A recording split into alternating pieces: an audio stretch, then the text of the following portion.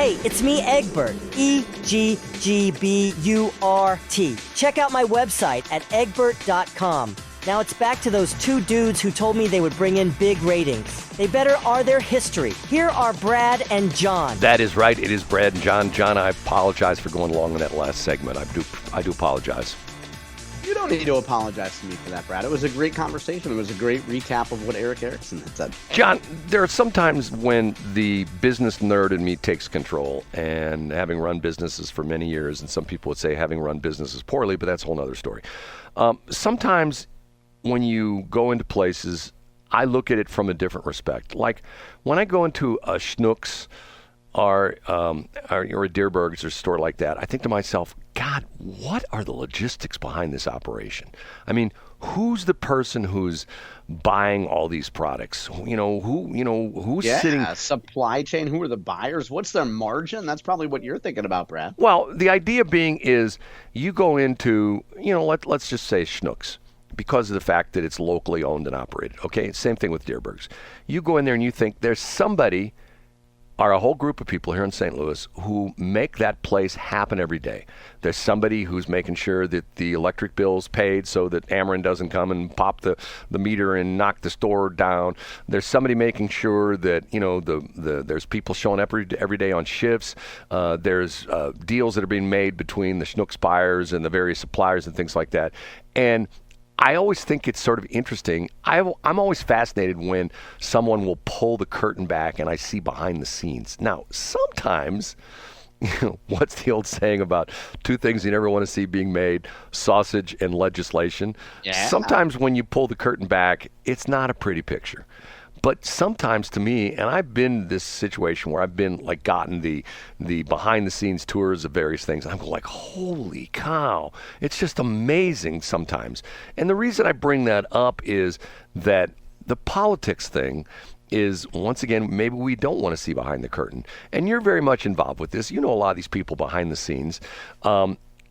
Has there ever been a situation you've been in, John Combest, where you've been behind the scenes and you thought to yourself, man, this is bad. This is terrible. I can't believe they're doing this. Does that ever happen to you? Yeah, I mean, I think there would be things that I probably wouldn't go into detail about. But yeah, I'm surprised by stuff. What brought this into your consciousness, Brad? Well, I think it's because of the fact that what you see now is a perfect example. Once again, I listened to crazy stuff over the weekend, and I'm always fascinated by the fact that people, sometimes you can play a 60-second soundbite for somebody, and it will really get their attention. Even me, a guy who this is what I do, morning, noon, and night, radio, broadcasting, to a certain extent, politics, working with you and stuff like that. Okay, once again, I heard over the weekend two different 60-second sound bites. One was all these mainstream political people, all these talking heads on TV, talking about the pick of J.D. Vance as vice president. And they were all negative. Oh, he went to Yale Law School, and all these crazy stuff. Okay, and everything was negative. Then they played the same people, which is interesting, the same people, the talking heads, talking about Tim Walz's, pick last week as the vice president, the presumptive vice president. You have to say presumptive because you got to wait till the convention's over. Presumptive vice president candidate for the United States. Oh, he's a sharp guy. Oh, he's a moderate. Oh, he was in the military for 24 years. Oh, he's dead. And I'm thinking to myself, okay, here we go. Peek behind the curtain. Once again, where all the mainstream media people at? They're all Dems. Where all the, and it's to the point where it's like, and once again, every single day, whether we want to admit it or not, we're influenced by some type of media. If you're driving along the highway, it's billboards, and it could be a bus board, or it could be, a sign, or it could be their political season. It could be a yard sign, and every single day we get exposed to all these messages. And I just think it's sad that most people, and remember when Rush Limbaugh came out with this and he got a lot of pushback, he called them low information voters. Remember that whole controversy? Yeah, for sure. And, yeah, absolutely. But what he did was he essentially, in 3 words, described probably what? 90% of the voters in the United States? Wouldn't you say that? Probably 90%? I'd say probably like 60 or so. Yeah. But regardless, it's a large number. And then I think, Republicans would make the argument that those are mostly Democrats and urbanites. And then Democrats would say that those are mostly just religious people or MAGA people. Each side is going to denigrate the other side. Okay, I think I told you this a couple of weeks ago. Someone that I know who was extremely intelligent said to me, okay, this August 6th election, what is this for again? And Yeah. I was like, what? And I'm thinking to myself, they don't, and the interesting part of it is, I had to sort of explain it. Well, here's how it works. In the state of Missouri, except for in the city of St. Louis, you have two parties that dominate the political landscape, and they have these things in August called primaries. And there may be, like, for example, I think I even used, there's 8 people running for the Republican ticket for Secretary of State. One of those people is going to make it past the primary, and they're going to be on the ballot in November. And speaking of that, to the point where I still pass by the billboard, the one that maybe you and I had something indirectly or directly involved with getting it changed, the Crystal Quade billboard on 170. Do you think she has any kind of a chance to be governor, to beat Mike Keogh? No, absolutely not. And by the way, she did to her credit, she did give us credit for pointing that out and having it changed. So that was thoughtful of her. She did that on one of Scott's F-150 campaign tours. No. So Crystal is running for state senate in 2026. So the great thing about that for Crystal is that she can spend other people's money this fall. She can help Democrats in tight House races, and there's a handful of them throughout the state. She can go there. She can campaign for them. She's an attractive candidate all around. And she'll spend a lot of her governor race money in the Springfield area because her end goal is to take this loss as governor and then get elected to the state senate in 2026 in the Springfield area. So actually, she's just a sacrificial lamb at this point, correct? Yeah, and that's the same for every Democrat that's on the ballot this year, whether you're planning on losing the race for state treasurer or I linked to a story today that profiles there's a black guy in Kansas City that's volunteering to take the loss for lieutenant governor.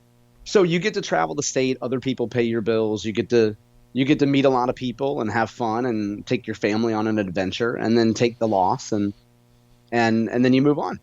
Interesting. Okay. One other comment on that, and I had it in my mind and it's just gone. I'm still looking at my notes here. What is it again? Circumlocution. Circumlocution. Okay. The other situation is what's going on in St. Louis County. Do you think it's going to change much? What's going on with the? Oh no, I know what I was going to say. Do you know it's going to be interesting? What happens in not necessarily November, but in January when all the state people are going to be inaugurated? What's that? For the first time in, I believe, how long has it been since Greitens left office? He left in either 18 or 19. Okay, let's say it's 18. Let's say 2018, 2024 minus 2018 is 6. Okay, 6 years. What's going to happen when the dust clears and the election is over in January of 2025, when all these people are officially sworn in? For the first time in 6 years, all the top nation statewide officials, you know what's going to be the interesting thing about this? They're all Republican. No, they will all have been elected because... Oh, yeah. And by the way, it was 2018. Go ahead. Okay, for the past 6 years, ever since Greitens left office, at one point in time, I think all of the state officials were appointed. Because remember, originally, Eric Schmidt was the treasurer. And that's correct. When this whole crazy thing happened, and when Greitens resigned, and when Parson came in, he moved everybody around. Okay, and to this day, right now we have 2 people, and tell me if I'm right or wrong. 2, maybe even 3, 2 people who, once again, in their jobs, did not become elected. Vivek was not elected, and also the co-host on 97.1, Andrew Bailey, was not elected. Correct? And also Mike Keogh. Right, exactly. Mike Keogh was not elected as well, too. So for the first time in 6 years, we will have a slate of top statewide office holders who actually were voted on by the public to fill those jobs. Don't you think that's sort of interesting? It is, yeah. It's a unique anomaly. And then also you would point out that, and as late as this week in Missouri Politics column, Scott Fawn pointed out that the governor had a great election night. Like, he was a big winner. You think of the folks that he backed in those primaries, Mike Kehoe, Vivek Malik, Andrew Bailey. Like, his squad came out on top. The folks that he picked came out on top. John, you just said the bad word. You just used Republicans and the governor. We could say it. We could say it now. Now that Corey lost, we could say it, Brad. Put the word squad in the same thing. That would be like Why saying, don't we recapture it? It's like the great Ryan Haidt on your favorite station, 93.3, said, he's retaking The Reckoning, Brad. The name of his show is The Reckoning. Liberal fruitcakes can talk about fentanyl enthusiast George Floyd in A Reckoning. Why can't conservatives talk about A Reckoning? You know, are you going to use some circumlocution here, Brad? No, the name Reckoning just brings up bad. See, to me, that's the terrible name for a show.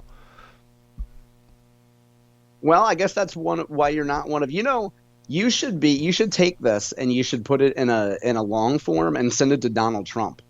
Because even though he's uncoachable and he has 300 people trying to bend his ear a day, he should be more coachable, Brad. He hasn't gotten where he is by listening to his gut and his own instinct and his business sense. He should listen to radio hosts who have 5 theories of why he's not going to get reelected. You're making fun of me, John.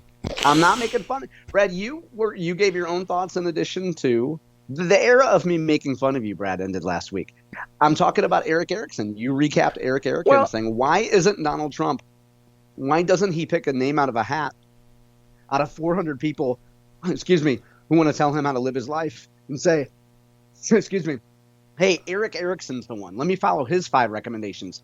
Eric Erickson built successful businesses and got elected president in 2016, beating Hillary Clinton. I should listen to the 5 things Eric Erickson has to say. Well, but see, it goes to the point where I'm a big fan of the people that go in and blow things up. I'm a big fan of the disruptors, and you've seen it of Donald Trump. You're right, which is what he was in 2016. But right? He's not anymore, and that's the problem. He's not a disruptor anymore, and I think that goes to his detriment because everybody knows his playbook now. Okay, we have to get out of here, John. Once again, and all 3 segments will be up today. All of our besmirching of Times Beach is unavailable. Thank God you cannot listen to it. John, but maybe we'll reprise Times Beach sometime. It's up. It is up. I put it up. Oh, it is up? When did you post it, Brad? This morning.